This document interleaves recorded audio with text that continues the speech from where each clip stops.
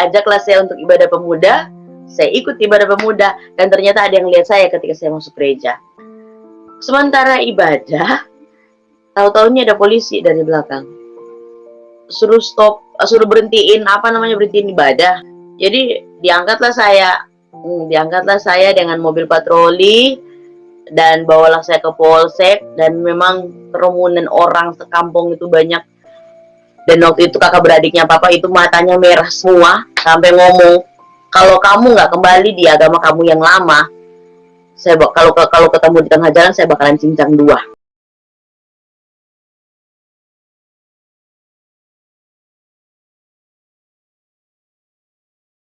Ya, shalom sahabat Bible Bee Channel yang dikasih Tuhan kita Yesus Kristus. Puji Tuhan, berjumpa lagi bersama saya di channel ini. Salam sejahtera bagi kita semua. Baiklah saudara, hari ini saya ingin membagikan sebuah kesaksian dari seorang murtadin, seperti cuplikan yang sudah kita lihat dan kita dengarkan. Dan kita akan mendengarkan bagaimana kisah hidupnya. Jadi langsung saja mari kita saksikan. Selamat menyaksikan, Tuhan Yesus memberkati. Selamat malam, salam sejahtera bagi kita semua, para hadirin semua yang ada di manapun berada. Perkenalkan, nama saya Srilian Lestari Wolango. Ya, Wolango itu saya ambil dari keluarga besar saya, dan Wolango itu masih keturunan kerajaan Gorontalo. Saya dulunya adalah seorang muslim yang menggunakan cadar yang pakainya sertut dari ujung rambut sampai ujung kaki. Dan saya adalah seorang anak yang benar-benar mau mencari tahu tentang bagaimana sih kehidupan Islam gitu ya. Jadi fanatik iya, karena memang pakaian saya. Kemudian saya pun belajar tentang ilmu-ilmu agama yang lainnya. Sebelum saya mau lanjut lebih lagi dengan kesaksian hidup saya, bagi siapa yang nonton pada malam hari ini, jangan lupa di like ya, di subscribe, kemudian di share, biar banyak orang yang nantinya bisa nonton, bisa terberkati. Bahkan mereka mau mengabarkan Injil kepada orang-orang yang belum kenal akan Yesus. Oke? Nah, kita lanjut ya. Saya itu kenapa saya bisa bukan pindah ya, istilahnya saya bisa ada di dalam Tuhan, sedangkan saya dulunya adalah seorang muslimah dengan kefanatikan agama saya. Jadi fanatik dalam agama saya dengan pakaian saya yang tertutup. Saya juga heran ya, memang mujizat Tuhan itu mengherankan.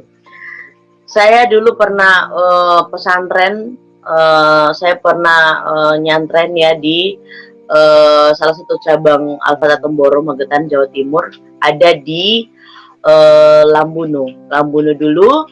Next kemudian saya lanjut ke ke Magetan, Jawa Timur ya, Temboro.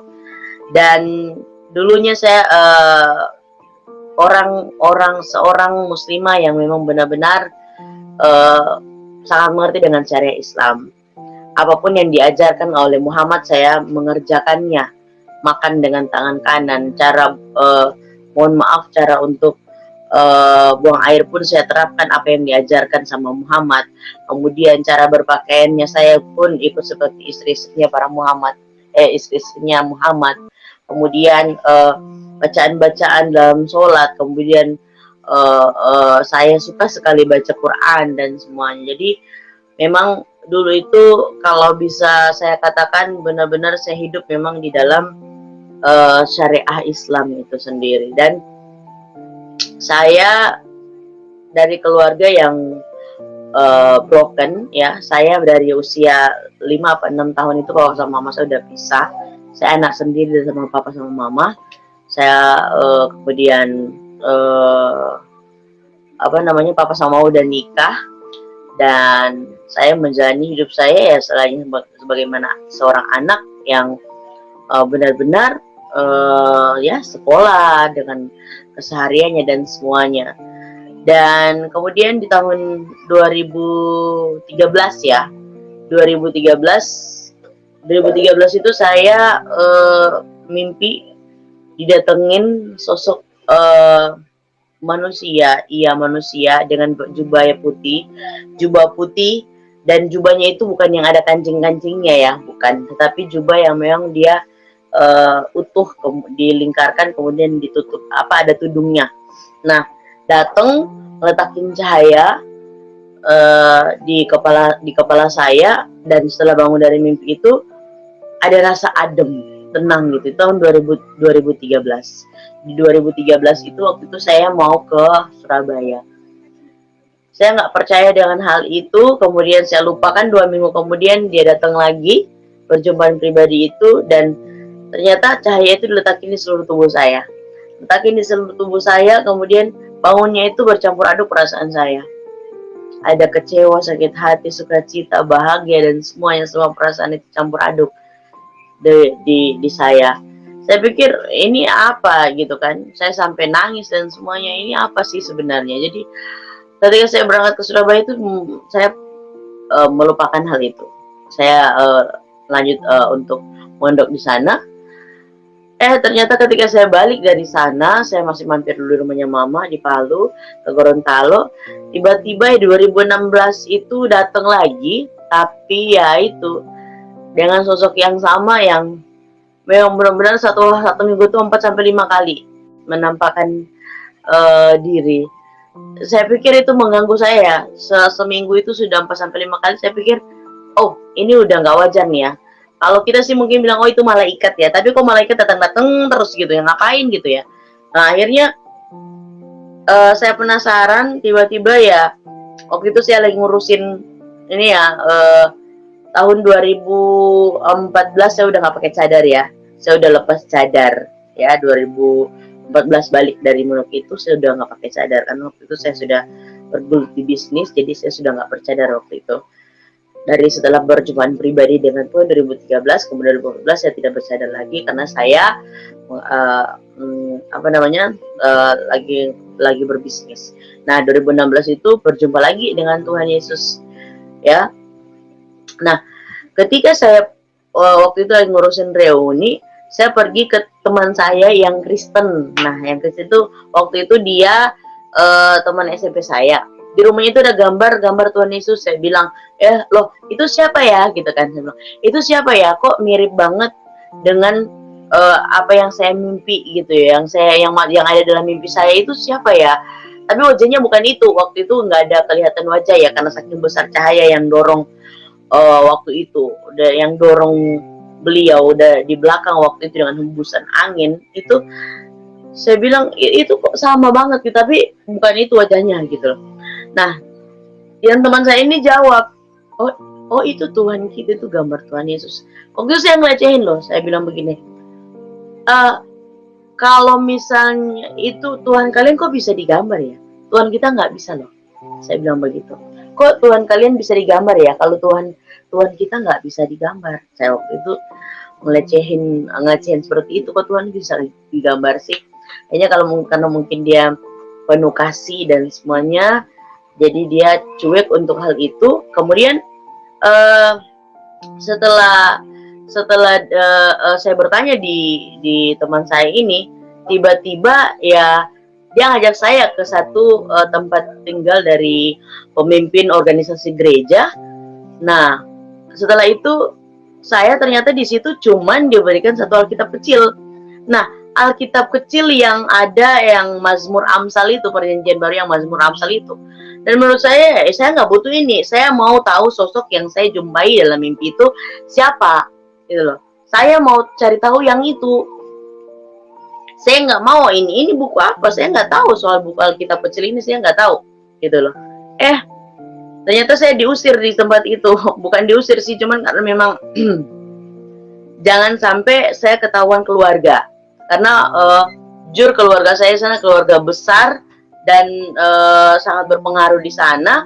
Jadi jangan sampai ketahuan saya ada di tempat itu, maka saya cepat-cepat dikeluarin dari tempat itu. Jadi saya pikir, oke, saya harus keluar dari situ.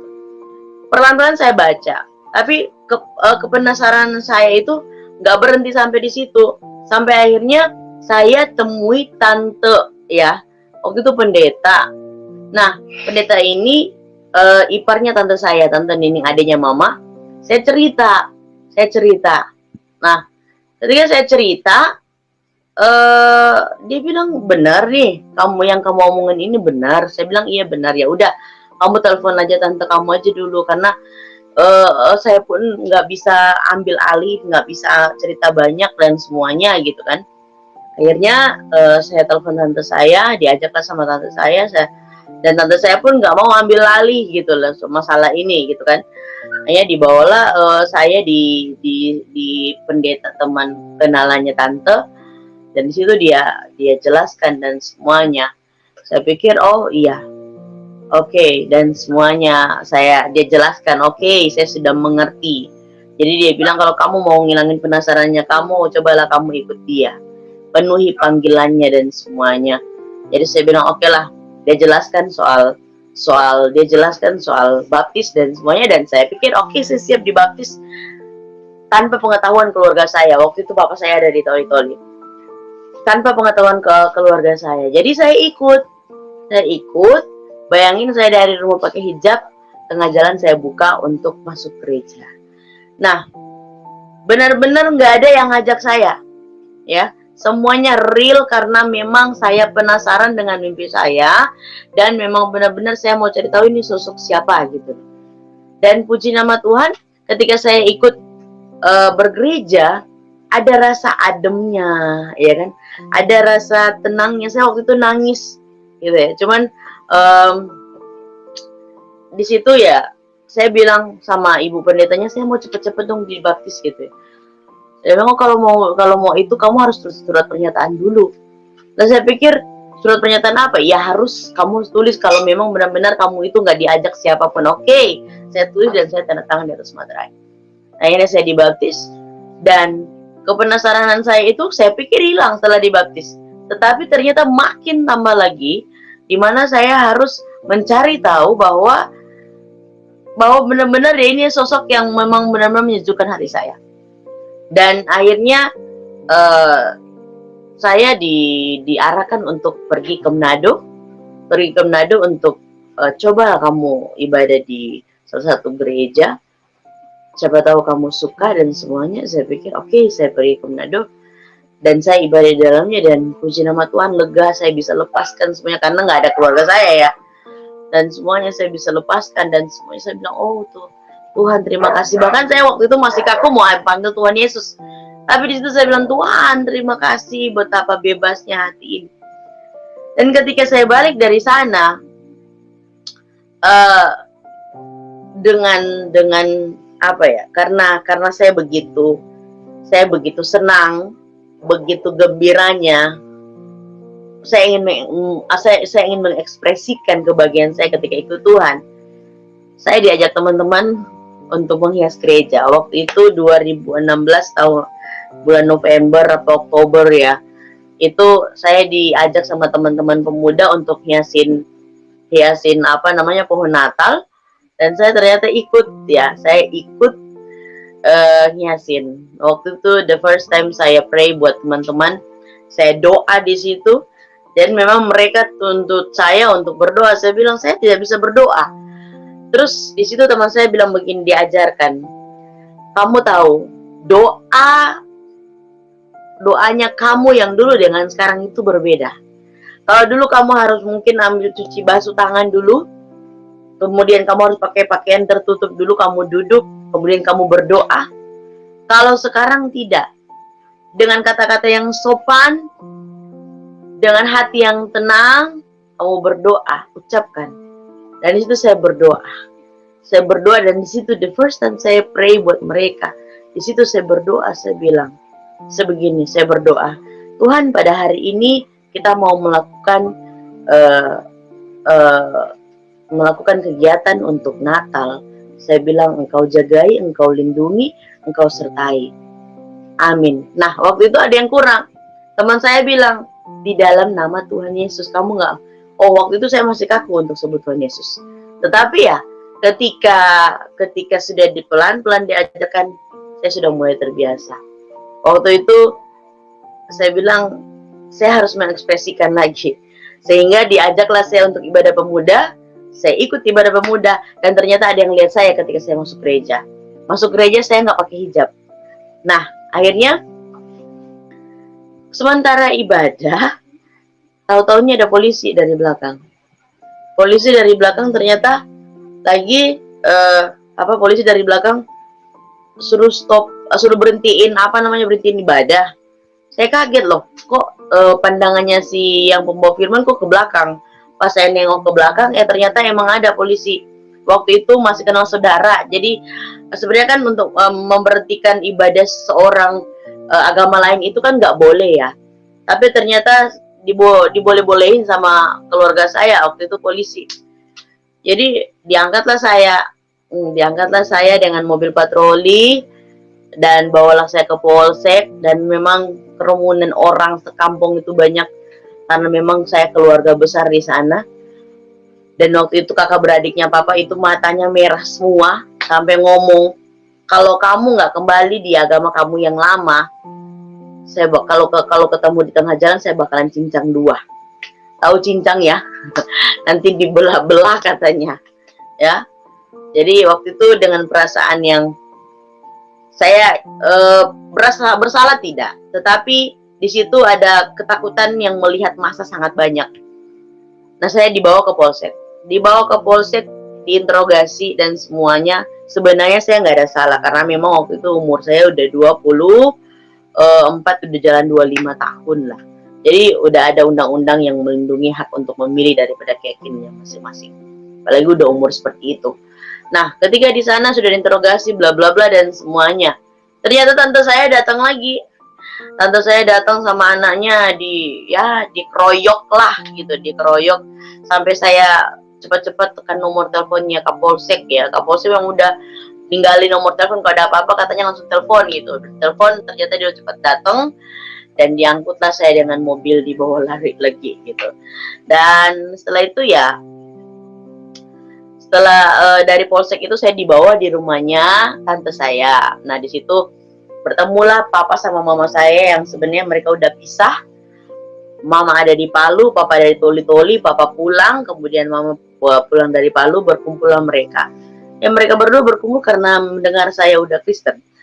Dan berkumpul di situ, mama bilang begini, kalau kamu sayang nggak sama mama gitu kan. Kalau kamu sayang sama mama, kembali sama Islam. Papa gitu. Saya lihat raut wajahnya papa itu udah merah. Saya tahu kalau udah merah begitu aku udah marah. Marah plus malu gitu. Tapi ya, saya udah bilang, saya nggak bisa. Saya tetap mau ikut Tuhan Yesus. Nah, setelah itu, ketika saya udah ngomong seperti itu, mama nangis ya waktu itu. Mama nangis lah. Saya pikir, saya pun mau menangis. Tapi ya, mau gimana lagi, saya ikut Tuhan. Dan memang ini harga yang harus saya bayar. Ketika itu, papa udah ngomong, oke, kalau memang kamu mau ikut Tuhan, saya harus, papa mau minta kamu balik aja di rumah dulu gitu ya.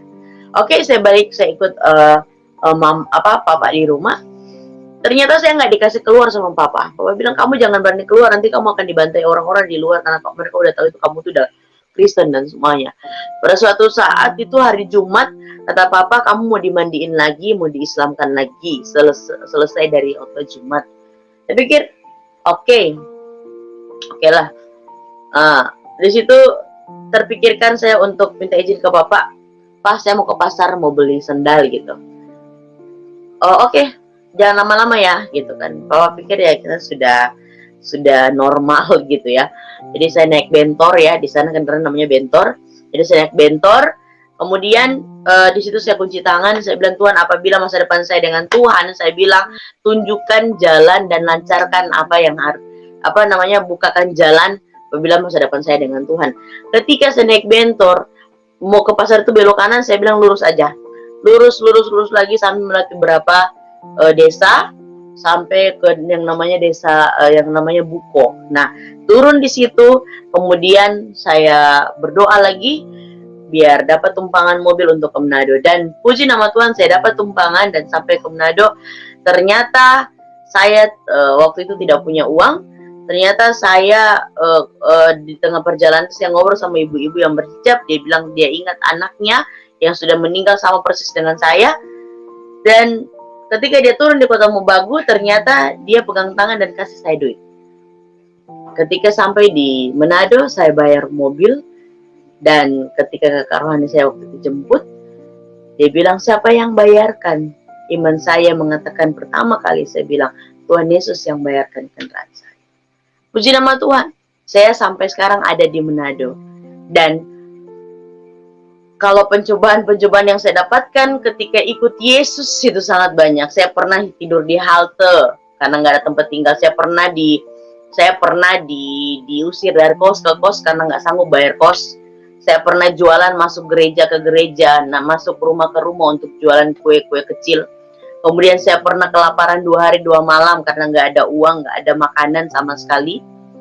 Dan memang benar-benar banyak yang saya rasakan, tetapi dari sekian banyak yang saya rasakan, banyak pelajaran yang Tuhan udah beritahu bahwa hidup ikut Tuhan itu bukan enak-enak, ngeri-ngeri sedap gitu loh, ikut Tuhan. Dan puji nama Tuhan, sekarang saya istilahnya kerohanian saya lebih menebal lagi. Saya lebih kuat lagi, ditambah ketika saya pelajari lagi kitab saya yang lama, ternyata banyak menyebutkan tentang keutamaan Isa Al-Masih, menyatakan bahwa dia itu adalah Tuhan.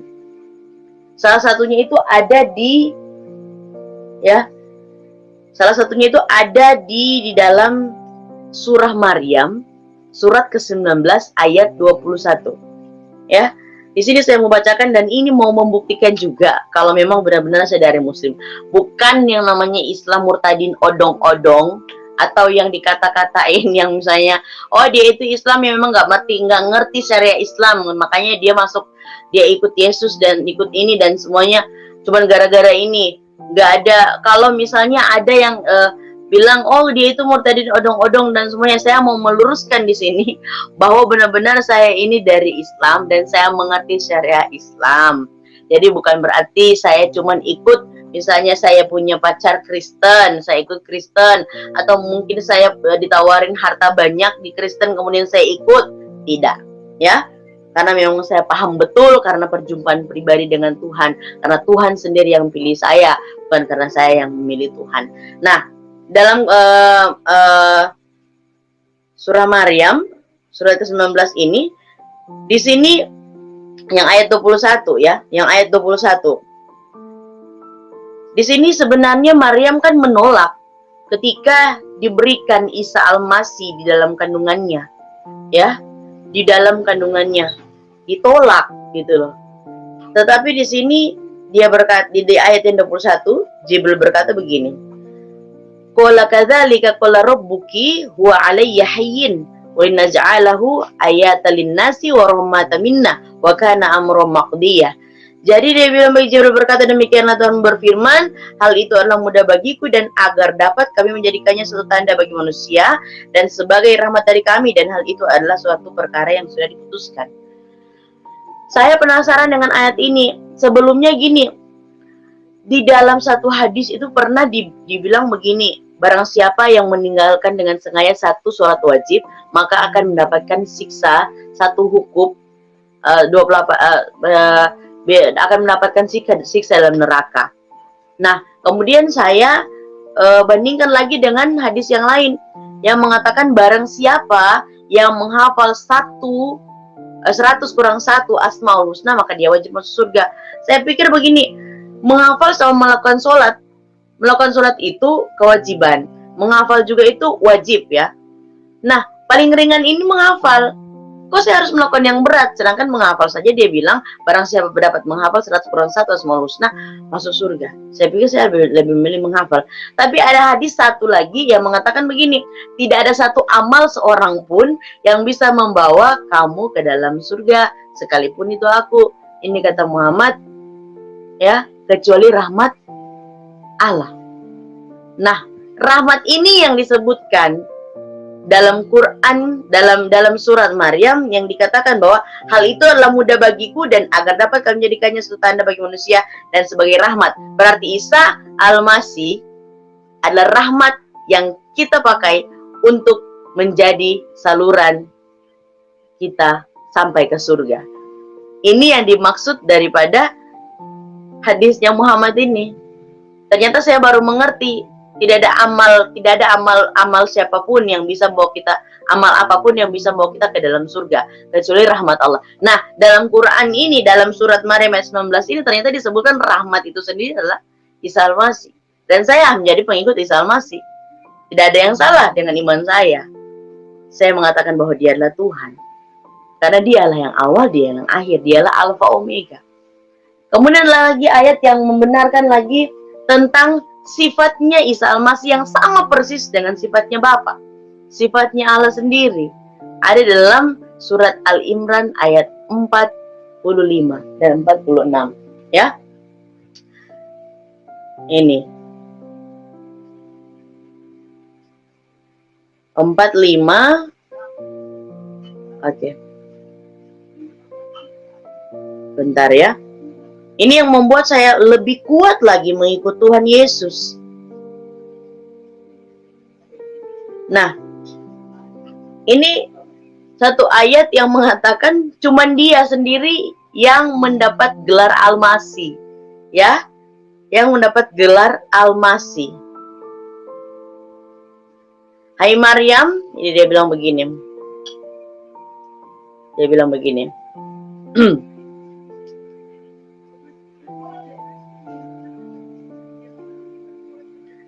Dia bilang begini ya. Idz qalatil malaikatu ya Maryamu innallaha yubashshiruki bi kalimatin minhus muhul Masihu Isa bin Maryama wajihan fid dunya wal akhirati wa minnal muqarrabin. Jadi ketika malaikat berkata, hai Maryam, sesungguhnya Allah mengembirakan kamu dengan kalimat daripadanya, namanya Al-Masih Isa putra Maryam, seorang terkemuka di dunia dan di akhirat. Ya, dan termasuk orang-orang yang didekatkan. Jadi dia yang terkemuka di dunia dan juga di akhirat. Jadi cuma dia satu-satunya jalan yang bisa membawa kita kepada surga. Jadi saya pikir saya nggak salah, gitu, ya kan? Dan ini memperkuat iman saya. Ya.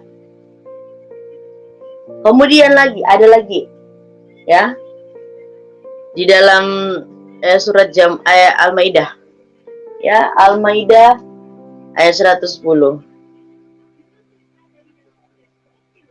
ya, ayat 110. Oke. Ini ya, banyak sekali yang Isa atau yang Tuhan Yesus lakukan yang benar-benar sebenarnya banyak yang tidak tahu, ya. Hai Isa putra Maryam, ingatlah nikmat kepadamu dan kepada ibumu di waktu aku menguatkan kamu dengan Ruhul Kudus, ya. Jadi Isa Al-Masih, Tuhan Yesus dikuatkan dengan Ruhul Kudus, ya, Ruhul Kudus. Jadi kamu dapat berbicara dengan manusia di waktu masih dalam buayan, ya. Kamu dapat berbicara dengan manusia di waktu masih dalam buayan dan sesudah dewasa. Dan di waktu aku mengajar kamu menulis hikmat Taurat dan Injil, ya. Dan di waktu kamu membentuk dari tanah, ya, yang berupa burung dengan izinku, kemudian kamu meniup kepalanya lalu bentuk itu menjadi burung. Ini seperti sifatnya Bapa, ya. Kemudian lalu bentuk itu menjadi burung, dan di waktu kamu menyembuhkan orang yang buta sejak dalam kandungan ibu dan orang yang berpenyakit sopak dengan siku, dan di waktu kamu mengeluarkan orang mati dari kubur, di waktu aku menghalangi Bani Israel, dikala kamu mengemukakan kepada mereka keterangan-keterangan yang nyata, lalu orang-orang kafir di antara mereka berkata, ini tidak lain melainkan sihir yang nyata. Ya, orang kafir mengatakan itu sihir. Orang kafir mengatakan itu sihir, padahal ini benar-benar terjadi, ya. Kemudian ada lagi dalam Al-Imran ayat 49, ya. Al-Imran ayat 49. Saya lebih kuat lagi dengan ini, ya. Oke. Oh, Al-Imran ayat 49 ini sama lagi dengan yang saya sudah bacakan tadi. Di mana dia memiliki sifat yang sama dengan Allah Bapa. Di mana anak ini memiliki sifat yang sama dengan Bapa. Bukan berarti ya, di sini saya mau meluruskan, oh Tuhan itu beranak, ya Tuhan itu beranak. Tidak.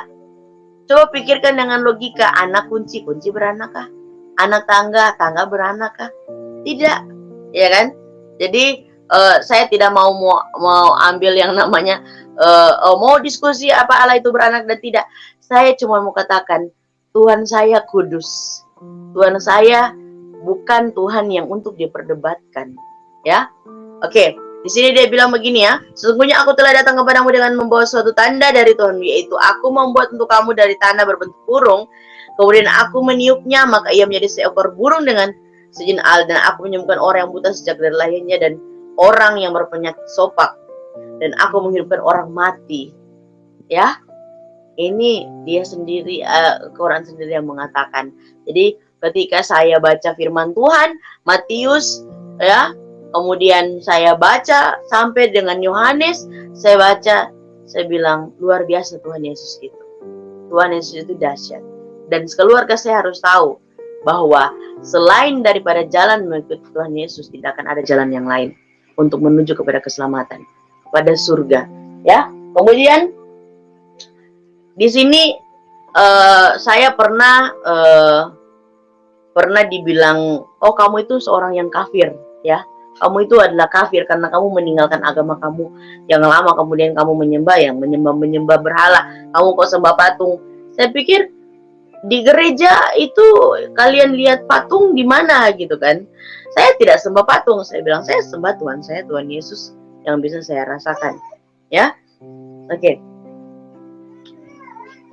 Ya, Al-Imran ayat 55. Oke. Ya.